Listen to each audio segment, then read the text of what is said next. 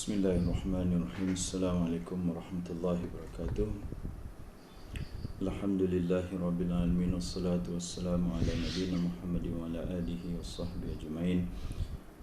Amma ba'd. Alhamdulillah, kita panjat puji dan syukur kita kepada Allah Subhanahu wa taala. Kita mohon pengampunan Allah atas segala dosa kesalahan kita. Kita mohon perlindungan Allah daripada kejahatan diri kita sendiri, daripada kejahatan syaitan dan diri kita, dan kita mohon bantuan pertolongan Allah Subhanahu wa taala untuk kita memahami kitabnya sebagai peringatan bagi kita, insya-Allah taala bagi tazkirah kita harian kita. Kita akan lihat kepada surah Ibrahim ayat yang ke-22. A'udzu billahi minasyaitonir rajim. Bismillahirrahmanirrahim. وقال الشيطان لما قضي الأمر إن الله وعدكم وعد الحق ووعدتكم فأخلفتكم وما كان لي عليكم من سلطان إلا أن دعوتكم فاستجبتم لي فلا تلوموني ولوموا أنفسكم ما أنا بمصرخكم وما أنتم بمصرخي إني كفرت بما أشركتمون من قبل إن الظالمين لهم عذاب أليم وأدخل الذين آمنوا وعملوا الصالحات جنات تجري من تحتها الأنهار خالدين فيها بإذن ربهم تحيتهم فيها سلام. صدق الله العظيم. Allah Subhanahu wa taala memberi peringatan kepada orang-orang beriman. Semalam kita lihat bahawa peringatan Allah Subhanahu wa taala bentuk sejarah pada hari pertama manusia diciptakan. Peringatan Allah Subhanahu wa taala tentang permusuhan iblis dengan manusia hari pertama manusia diciptakan. Sekarang ni adalah hari terakhir. Tadi sebelum ni hari pertama, ini adalah hari terakhir. Hari terakhir di mana tuan-tuan di akhirat lah. Sebab itu nama hari terakhir, itu di akhirat nanti. Jadi bila segalanya dah selesai, Allah Subhanahu wa taala dah putuskan ahli neraka masuk neraka, ahli syurga masuk syurga, semua dah dapat tempat masing-masing. Maka orang-orang menurut riwayat, orang-orang kafir ni atau orang-orang ahli neraka ni, mereka tak ada penolong. Mereka siapa nak tolong mereka ni? Itu dia tengok orang-orang beriman, ada orang yang memberi syafaat kepada mereka, ada yang dapat menolong mereka, sedangkan mereka tak ada penolong. Lalu satu sama lain mereka berkata, jom kita minta tolong dengan iblis. Kita minta tolong dengan iblis kerana iblis yang bawa kita ke neraka ni. Kita minta tolong dengan iblis. Lalu mereka pun minta tolong dengan iblis. Inilah ceritanya. Jadi iblis, bila orang semua dah minta tolong, orang dalam neraka ni bukan sikit, ramai menuju ke iblis, minta tolong dengan iblis. Iblis pun berucaplah. Kita kata, dalam ulama kata ini adalah khutbah iblisiyah, khutbah iblis. Iblis berucap dalam neraka. Ni cerita ni dalam neraka, iblis mulakan ucapan dia. Itu Allah berfirman, waqala syaitan, dan berkata syaitan. Syaitan di sini maksudnya adalah iblis. Allah tak guna nama iblis, Allah guna nama syaitan. Syaitan tu adalah semualah makhluk yang jahat yang menggoda manusia, membawa manusia ke neraka. Itu adalah syaitan, dan ketua syaitan adalah iblis. Jadi iblis dia ni ketua syaitan. Waqala syaitan lamma qudiyal amru, setelah selesai perkara itu. Perkara apa? Setelah selesai perkara diputuskan oleh Allah Subhanahu wa taala bahawa ahli syurga masuk syurga, ahli neraka masuk neraka. Dah keputusan, hisab dah selesai, perhitungan dah selesai. syaitan berkata kepada siapa? Kepada orang-orang yang taat kepada dia, orang-orang yang pengikut-pengikut dia lah, orang yang mentaati iblis di dunia. Maka iblis berkata kepada mereka, innallaha wa'adakum, sesungguhnya Allah telah berjanji kepada kamu, telah menjanjikan kepada kamu, wa'dal haq, dengan janji yang benar. Jadi ini tuan-tuan, kita ambil pengajaran, banyak pengajaran, walaupun satu ayat saja, banyak pengajaran pasal kita ni sekarang di dunia. Ini iblis beritahu kita bila nanti cerita ni Allah beritahu kepada kita tentang iblis akan bercakap kepada orang yang ahli neraka, apa yang menyebabkan mereka masuk dalam neraka. Itu kita nak ambil pengajaran apa yang menyebabkan manusia ni masuk ke dalam neraka. Daripada khutbah iblis ni banyak pengajaran kita boleh ambil. Pasal kita sekarang ni as if macam Allah flashback tu, flashback kepada kita apa yang terjadi di dunia. Padahal kita belum sampai lagi di akhirat. Jadi perkaranya real lah. Kita nampak depan mata kita. Kita nampak apa yang dikatakan oleh iblis ni sekarang terjadi. Bila kita dah nampak perkara ni, bukan flashback kan. Kalau kita flashback perkara yang 10 tahun yang lepas tu, perkara dah terjadi, susah nak putar balik, susah nak kembalikan masa tu. Benda tu dah terjadi, kita nasi dah menjadi bubur, dah terjadi. Ini benda ni dah terjadi, belum sedang terjadi. Jadi kita ada time lagi, kita ada kesempatan lagi untuk kita stop perkara tu daripada terjadi. Itu maksud saya. Jadi iblis flashback kan kehidupan di dunia. Dia kata sungguhnya Allah telah menjanjikan kepada kamu dengan janji yang benar. Banyak sekali janji-janji Allah. Kita buka saja Al-Quran, banyak sekali janji-janji Allah bagi orang yang beriman dan beramal soleh. Banyak sekali janji Allah di dalam Al-Quran, dan janji Allah menerusi lisan para anbiya atau rasul yang diutuskan kepada kita adalah Nabi Muhammad sallallahu alaihi wasallam. Banyak sekali Rasulullah sallallahu alaihi wasallam memberi janji kepada kita kalau kita beriman dan beramal soleh. Jadi janji Allah bagi orang yang melaksanakan solat, janji Allah bagi orang yang infak, bagi orang zakat, bagi orang yang berbuat baik kepada manusia. Semua Allah banyak sekali lah kalau dalam Quran janji-janji Allah Subhanahu Wa Taala. Janji Allah tentang syurga, janji Allah tentang neraka, janji Allah tentang hari perhitungan, janji Allah tentang padang mahsyar, janji Allah akan kebangkitan, kamu semua akan dibangkitkan. Allah janji Allah akan bangkitkan kamu semua. Jadi semua ni janji-janji Allah banyak sekali dalam Al-Quran. Iblis kata Allah telah janjikan kepada kamu, dan janji Allah itu al-haq, janji Allah itu benar, janji Allah itu pasti akan terjadi. Iblis sendiri mengaku. Ini betulnya setan, tuan-tuan. Ini betulnya setan. Dia kata dulu time dia goda, dia cakap itu semua bohong, janji Allah tu semua bohong. Tapi bila dah masuk neraka, dia cakap janji Allah tu benar. Wa wa'adtukum, aku juga janji kepada kamu, aku juga telah menjanjikan kepada kamu. Fa akhlaftukum, tapi aku mungkiri janji aku. Tengok kena ditipu dengan janji manis iblis. Iblis mengaku, ni setan betul. Dia mengaku, dia terang-terang, dia tak sembunyi. Dia tak cakap aku tak sengajalah, sorry lah, ginilah, aku pun tak. Dia kata memang aku janji, tapi memang janji itu janji palsu. Janji yang aku tidak akan tepati, janji yang aku telah mungkin aku trik orang lah. Senangnya dia cakap, aku janji dengan kamu semua, tapi aku trik. Itu adalah janji yang terpedaya, yang memperdayakan kamu semua. Allahu Akbar. Kita tengok kalau apa saja situasi kita, mesti ada dua janji.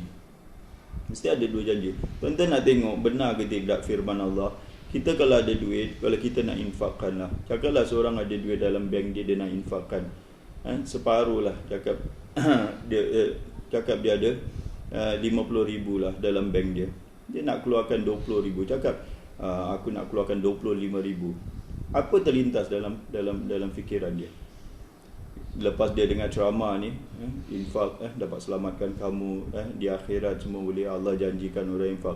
Sekarang bila dia nak keluarkan duit dia 25, half lah, cakap half. Agak-agak sekarang tuan-tuan tanya diri tuan-tuan, kalau kita nak keluarkan duit kita half tau, separuh nak keluarkan untuk infak, apalah, orang miskin ke, atau nak beri kepada masjid ke, atau ke madrasah ke, mana-mana lah. Apa terlintas starting dia? Kalau habislah duit aku, kan? Kita cakap kuranglah duit aku. Semualah apa? Asyaitanu ya'idukumul faqra. Syaitan menjanjikan kepada kamu kemiskinan, kefakiran. Itu syaitan janji. Kita nak buat aja, mesti ada lintasan. Itu waswas lah. Itu bisikan syaitan. Kita tak ini logik, ini apa yang aku fikirkan, ini apa, this is calculated punya risk. Itu bukan risk, bukan apa. Itu adalah bisikan syaitan. Itu adalah janji syaitan. Janji syaitan apa? Kalau kau keluarkan 25,000 ni, habis kau. Tak ada makan lah, tak ada inilah, engkau akan jadi susah. Engkau akan gini, engkau akan gini, gitu. Betul tak? Ada seorang ni, saya cakap dengan dia, lepas dia dah jual, dia ada rumah, dia ada second house. Ni second house dia nak jual dia punya second house. Ni first house dia ada, dia tinggal sebuah rumah. Second house, saya cakap dengan dia, kalau jual gini, pergi haji. Jual boleh lah dapat 200-300 ribu. Dia boleh dapat lah kalau jual rumah teres sini kan. Lepas tu cakap, saya nak makan apa nanti balik ni? Dia cakap, ini rumah belum jual lagi tau. Rumah belum jual, dan dia umur dia nak dekat 60 tahun. Dia dah hidup, dah ada makan semua. Dari sejak lahir sampai 60 tahun dah ada makan semua, dah okey semua, sampai dia hidup 60 tahun ni tak pernah susah. Just saya cakap dengan dia, jual aja. Bukan jual. Dia cakap dah jual. Itulah. Buat pergi haji lah, cakap. Buat pergi haji lah. Dia cakap dengan saya, kalau aku jual, kalau aku pergi haji dengan duit tu, aku balik nak makan apa? Macam mana boleh balik nak makan apa pun? Allahu Akbar. Tengok syaitan terus cakap, kalau engkau pergi haji ni, engkau balik tak ada makan.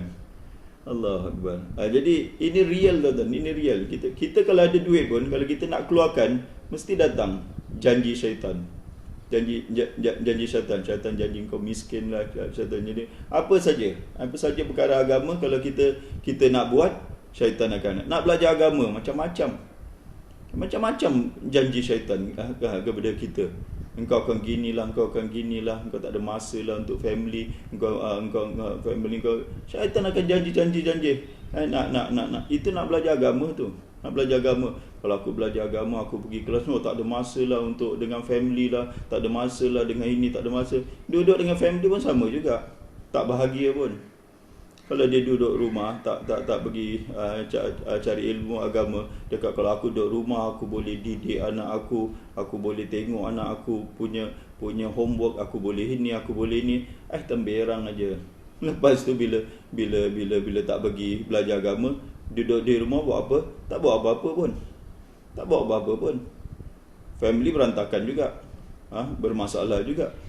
Itu janji syaitan. Banyaklah kita boleh kiaskan, banyak sekali janji-janji syaitan dan iblis. Ini kita cakap memang setan betul lah. Dia cakap wa makana liya alaikum min sultan. Aku tak ada kuasa. Satu, ada dua. Sultan ni ada dua tafsiran. Satu, sultan kuasa. Aku tak paksa korang. Aku tak ada kuasa pun. Itu satu tafsiran. Lagi satu tafsiran, sultan, aku tak ada hujah pun. Illa an da'autukum. Melainkan aku ajak aja. Aku bisik aja, aku cakap aja.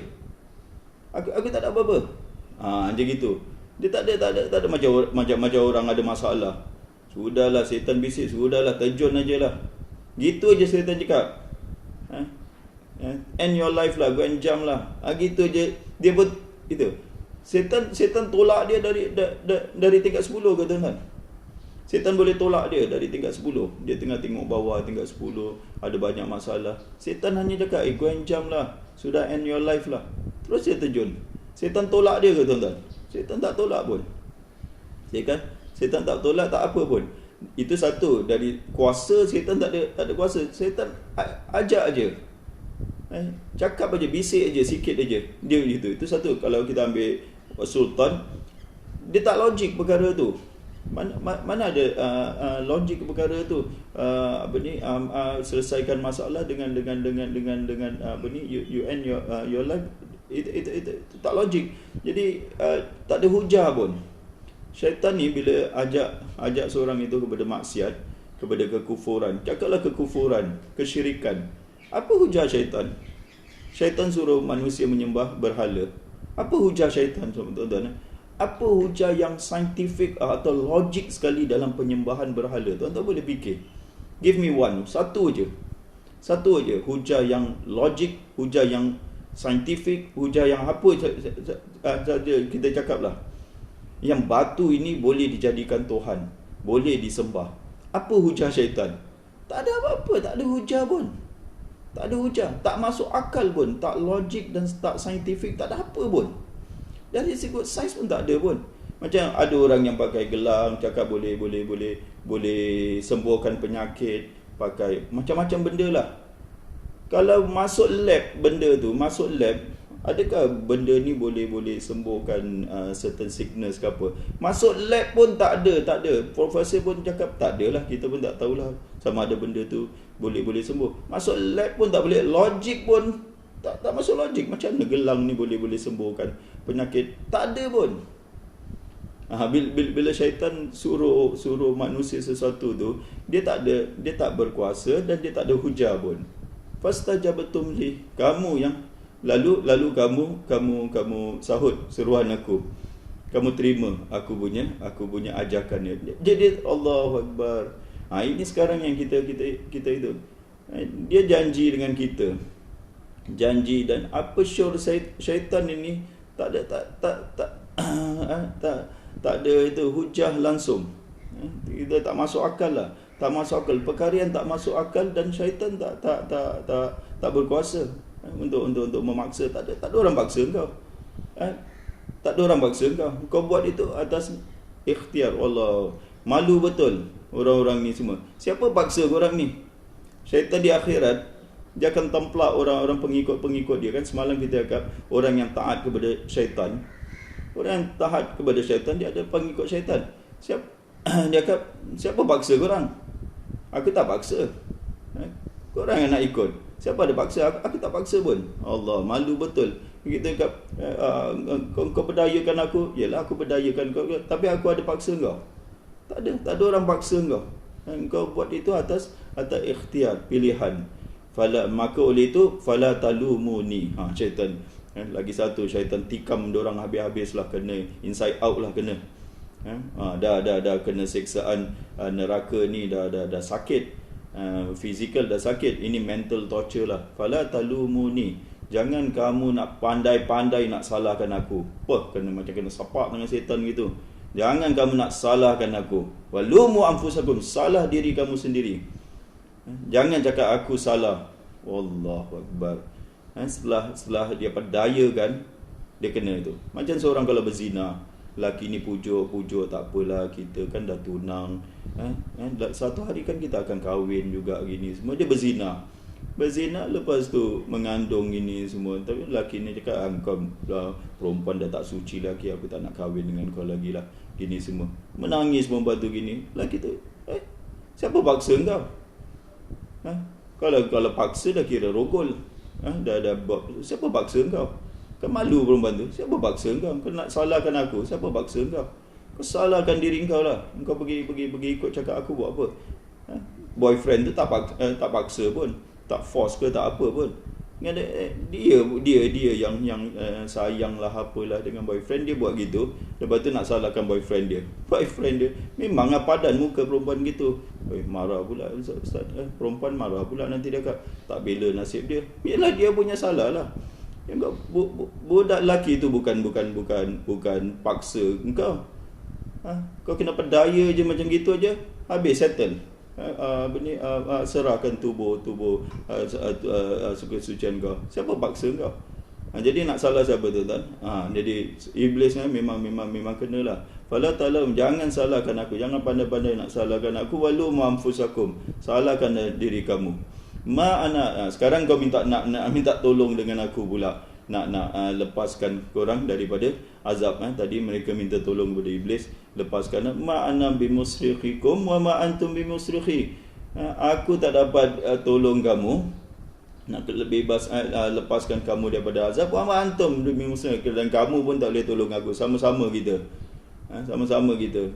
Sama je situasi kita. Aku tak boleh tolong kau, kalian juga tak boleh tolong aku. Ya Allah, kita tengok orang ni terpedaya sangat dengan iblis. Itu yang kita ni sekarang ni terpedaya real tuan-tuan. Dia punya itu. Tuan-tuan, ada dua perkara yang Allah biasa suruh, waqimus salawatu zakat, solat dengan zakat. Ini dua-dua iblis kacau kita, setan yang kita kat setannya. Nak tengok tuan-tuan, kita ni ingat kuat sangat, kita boleh kalahkan setan. Solat ajalah tuan-tuan. Solat apa? Lepas ni solat zuhur. Solat zuhur aja 5 minit saja. 5 minit aja ingat Allah. Setan datang. Kan Nabi cakap ada satu setan, setiap seorang itu bila waktu solat, ada cakap khinzib atau ada nampak khanzib. Setan yang bernama khinzib ataupun khanzib. Ini setan special punya. Dia punya position dia, dia punya pose dia, and designated untuk solat aja. Khanzib ataupun khinzib. Dia datang kepada kita. Kau nak buat apa? Nak solat? Berapa rakaat ni? Dia ingatkan kita. Habis kita 5 minit saja kita tak boleh kalahkan setan. 5 minit macam-macam benda kita ingat. Ada setan paksa kita. Ada setan paksa kita jangan ingat Allah. Ada? Tak ada. Dah tentu kita dalam solat ni, aku nak solat ni, aku nak ingat Allah. Setan datang. Keropok dah goreng belum? Nanti buka nak makan apa? Air itu je, hari-hari air bandung aja. Itu kalah gini. Betul. Dalam solat, menu buka keluar nanti. Tahu tak? Asyik bandung aja. Nanti tu kalah sikit. Air cincau ke apa gitu ke. So semua keluar. Tengok. Kena trik tak dengan syaitan? Kena trik lah. Dah lepas Assalamualaikum warahmatullahi, Assalamualaikum warahmatullahi, bandung ke mana, cincau ke mana, terus tak ingat, terus buat benda lain. Tadi dalam solat betul punya gairah, betul punya lepas ni aku nak beli bandung lah, nak potong-potong, nak beli cincau lah, nak potong-potong cincau lah, nak ini nak itu. Dalam solat betul punya planning betul. Habis saja solat, Assalamualaikum warahmatullahi wabarakatuh, tak buat pun benda tu. Ini kena lah. Saya pun kena, semua kena. Dalam solat, kau dah telefon si Dini tak? Kau cakaplah dengan dia gini. Kau gitu. Mana telefon dia? Name card dia kan dia dah bagi. Kau letak mana name card dia mana? Semua terfikir-fikir. Semua. Lepas bagi salam, tengok tuan-tuan, nak tengok triknya syaitan ni. Assalamualaikum, tak telefon pun. Allahu Akbar. Tak telefon pun. Terus lupa. Dalam solat ingat nak telefon, luar solat tak telefon. Tengok, syaitan senyum aja. Nama aja ustaz, solat ingat benda lain. Allahu Akbar. Dalam solat je tuan-tuan. Dalam solat aja kita tak boleh. Sebab itu dinamakan mihrab. Mihrab. Kalau kita pergi masjid kan ada mihrab. Mihrab tu apa? Mihrab daripada perkataan harb. Harb ni apa? Perang. Tempat perang dengan syaitan. Sebenarnya tempat solat kita adalah tempat kita perang dengan syaitan. Menang ke kalah kita dengan syaitan. Nak ukur kita punya nak ukur kita punya orang kata pertandingan lah, perlawanan dengan syaitan, tengok solat tuan-tuan. Kalau kita boleh solat 4 rakaat solid punya, tak ingat satu benda pun, kita dah kalahkan syaitan. Tapi kalau sampai sekarang masih lagi 4 rakaat tak boleh lagi, yang dekat 4, 2 rakaat pun tadi subuh, 2 rakaat tak tahu fikir apa pun, masih lagi kita jangan rasa bagus lah. Kita masih kalah dengan syaitan. Kebenaran infak juga sama juga. Infak juga kita ditakut oleh syaitan. Banyak perkara lah. Banyak perkara. Jadi syaitan ini betul-betul punya syaitan kita agak. Di akhirat dia akan berlepas tangan. Dan syaitan juga, inni kafartu bima asyraktumuni min qabl. Sungguhnya aku berlepas diri, aku kufur, aku reject, aku tak terima. Kafar tu macam aku reject lah, aku reject syirik kamu kepada aku dengan Allah Subhanahu Wa Taala. Apa syirik manusia ni dengan setan? Bila kita sembah iblis, bila kita sembah setan ataupun iblis, kita kata, bila kita sembah iblis, tak ada, aku tak pernah sembah iblis. Kenapa iblis cakap ni, aku berlepas diri, kamu syirikan aku dengan Tuhan, aku berlepas diri, aku reject, aku tak terima, aku tolak, aku kufur, aku ingkar kesyirikan kamu yang kamu sekutukan aku dengan Tuhan, dengan Allah. Apa tuan-tuan? Semalam kita cakap, bila kita taat kepada ni kesyirikan ni, ulama tafsirkan asyirku fit ta'ah, syirik dalam taat. Bila seorang itu dia taat kepada iblis, berarti dia telah syirikkan Allah Subhanahu Wa Taala. Jadi ada dua. Satu, iblis suruh buat ini, Allah suruh buat ini. Kalau dia taat kepada iblis, berarti dia telah sekutukan iblis dengan Allah Subhanahu Wa Taala. Allahu Akbar. Ini dia lah. Bila orang itu telah taat kepada iblis, berarti dia telah syirikkan iblis dengan Allah. Sepatutnya dia taat kepada Allah, tapi dia taat kepada iblis. Dia taat bisikan iblis, dia taat. Contohlah tadi orang terjun diri itu kan, dia taat kepada seruan iblis, dia telah syirikkan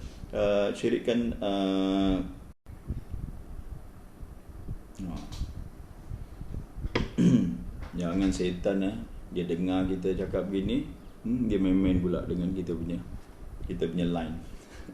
Jadi terganggu sikit tuan-tuan line.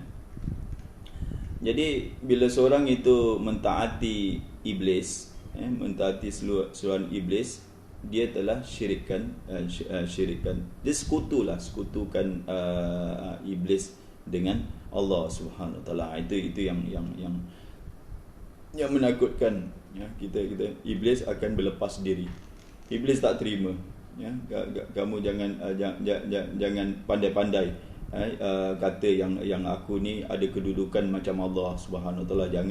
Jangan kamu pandai-pandai kata aku ni suruh kamu taat kepada kamu, aku ni mempunyai kedudukan macam Allah untuk ditaati semua. Jadi iblis tak mengaku. Inni kafartu bima asyraktumuni, inni kafartu bima asyraktumuni min qabl. Kemudian innaz zalimina lahum adzabun alim. Ini ada yang last sekali, innaz zalimina lahum adzabun alim. Ada yang kata ini perkataan Allah. Ini sebagai penutup, Allah cakap sungguh orang yang zalim. Orang yang zalim ni orang yang meletakkan sesuatu itu bukan pada tempatnya. Jadi sepatutnya dia taat kepada Allah, dia letak iblis pula dalam ketaatan. Dia taat kepada iblis pula. Ini orang yang zalim. Orang yang zalim akan berada dalam azab. Bagi mereka adalah azab yang tidak terperi sakitnya. Itu satu tafsiran. Ini adalah perkataan. Lagi satu tafsiran, ini last iblis bagi kata-kata penutup yang smash punya lah, yang kena muka diorang. Dia kata korang ni orang zalim. Dia tuduh mereka ni pengikut dia, orang yang tak ada, sungguhnya kamulah orang-orang zalim bagi kau. Padan muka kamu semua kena azab yang tidak terperi sakitnya. Padan muka kamu kena azab yang pedih. Allahu Akbar. Remuk hati pengikut-pengikut iblis semua. Remuk hati orang yang taat kepada syaitan, taat kepada iblis di dunia ni. Jadi hidup di dunia ni sama ada kita taat kepada Allah ataupun taat kepada setan. Dua je, evil and good.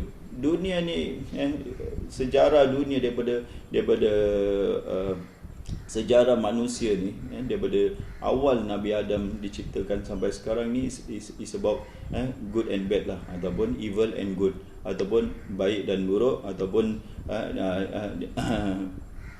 di antara taat kepada Allah atau taat kepada setan. Itu dia. Kemudian Allah Subhanahu Wa Taala janji kepada orang-orang yang beriman, wa udkhilal ladina amanu.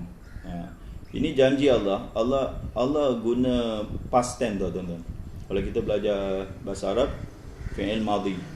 Wa udkhila ni majhul. Kalau ada penuntut bahasa Arab, tengok sini. Wa udkhila. Kalau maklum adkhala, tapi udkhila dimasukkan. Dan dimasukkan orang-orang yang beriman dan beramal soleh. Dan Allah cakap Allah gunakan fi'il madhi. Fi'il madhi itu past tense. Benda ni dah terjadi ke belum tuan-tuan? Orang-orang beriman dan beramal soleh dah masuk syurga belum? Belum masuk syurga. Biasa kalau ayat biasa, kalau kita cakap Allah akan memasukkan orang-orang beriman dan orang beramal soleh ke dalam syurga, itu ayat biasalah. Tapi Allah guna past tense. Past tense, telah dimasukkan orang-orang beriman dan orang beramal soleh ke dalam syurga. Telah belum terjadi lagi. Kenapa Allah guna telah? Jadi dalam bahasa Arab ni, kalau dia gunakan past tense, fi'il madhi ni menunjukkan benda tu benar-benar akan terjadi. Menunjukkan benda tu benar akan terjadi. Macam seorang bos lah, dia suruh pekerja dia buat, do this. Pekerja dia belum buat, consider it done lah. Done boss, done. Kau belum done apa? Kau belum buat lagi. Kau cakap dah buat. Bila dia akan done itu, confirm I will do it. Confirm, is consider it done lah. Done macam gitu. Dia tak akan I will do it. Kalau I will do it, okay lah. Tapi dia akan done, settle. Belum buat lagi dah akan settle. Itu nak cakap confirm betul-betul dia akan. Jadi perkara ni confirm betul-betul. Allah janji Allah ni, Allah gunakan bahasa yang confirm. Tapi manusia pun tak percaya juga. Dia percaya kepada janjian di atas tu. Si iblis punya janji dia percaya. Ini akan terjadi macam gitu. Dia tak percaya ni orang yang beriman dan beramal soleh ni akan dapat syurga. Dia tak percaya. Kan lambat lagi lah. Aku nak sekarang, bukan syurga nanti lama lagi. Aku nak sekarang. Apa aku dapat ni? Jadi Allah Subhanahu Wa Taala dia tak percaya dengan janji Allah. Macam lama je janji Allah. Allah cakap, tuan-tuan kalau meninggal tuan-tuan kalau meninggal malam ni, bila agak masuk syurga? Besok pagi dah masuk syurga. Besok pagi dah masuk syurga. Lepas kebumikan, lepas soal jawab, kalau beriman dan beramal soleh dan diterima amalan dia, terus roh lah, bukan badan kita. Roh kita dia dihantar syurga. Dah dekat lagi. Tuan-tuan yang sekarang umur berapa semua? Dah 60, dah dekat 60 lebih, 70. Dah dekat sangatlah dengan syurga. Dah tak ada time lagi nak waste lagi. Dah dekat sangat dengan syurga. Lagi sikit aja. Umur ni takkanlah sampai 100 200 tahun, tak ada kan? Biasa umur umat Nabi Muhammad 60 70 tahun. Ini ada yang dah 70. Dah dekat sangatlah, dah extended punya age lah dia dapat tu. Dah extended punya age anytime lah tu. Dah anytime lagi. Sikit lagi masuk syurga. Ya betul Ustaz, masuk syurga lah. Roh orang beriman di mana? Bila kita lepas soal jawab di kubur, terus ditransfer roh orang beriman itu akan ditransfer ke syurga. Jadi dah dekat sangat. Tapi iblis pula datang. Kau masih muda lagi.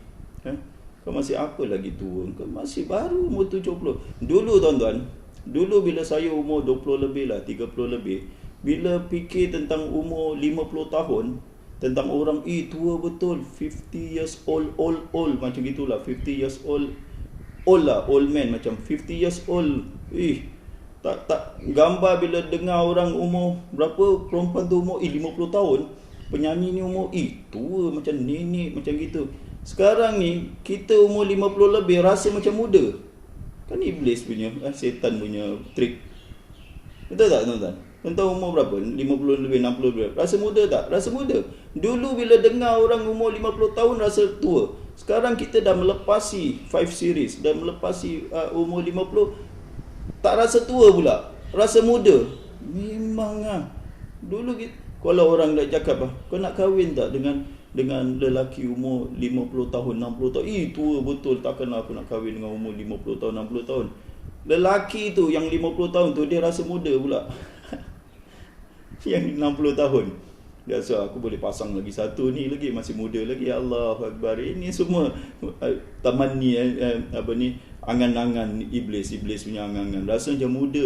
Dah 70 tahun rasa macam muda. Agak bila tua agak agak bila rasa tua. Patut dia dah rasa tua, dah rasa nak masuk kubur tapi rasa macam muda. Itu yang buat tak ingat destinasi kubur tu, ingat destinasi yang lain-lain semua. Itu Jadi Allah bagi janji Allah akan masukkan syurga yang mengalir di bawahnya beberapa sungai, mereka kekal di dalamnya.